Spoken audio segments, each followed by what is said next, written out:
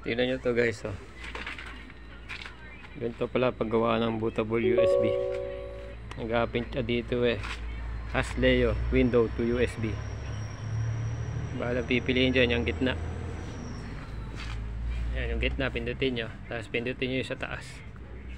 Ayun, sa taas yan. Para ma-browse nyo yung ISO files na Windows na na-download nyo sa browser. Yan.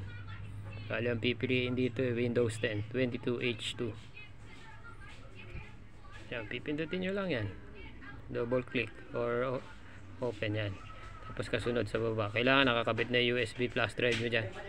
Kasi dyan nyo ilalagay yung bootable na Windows eh. Yan. Tapos basahin nyo lang yung process dyan. Next nyo lang. Tapos yan, re-reformat yan. Pagka-reformat yan, installing na. Yan, yan yung USB pinakita. Yan, dyan mapupunta yung Windows program para maging bootable. Ayan, tayo lang natin matapos yan. Ayan, hintayin lang natin. Kagandahan sa program na yan eh. Pwede kang gumawa ng plug and play Windows. Yung nasa una kanina, diba ang pinili natin yung gitna.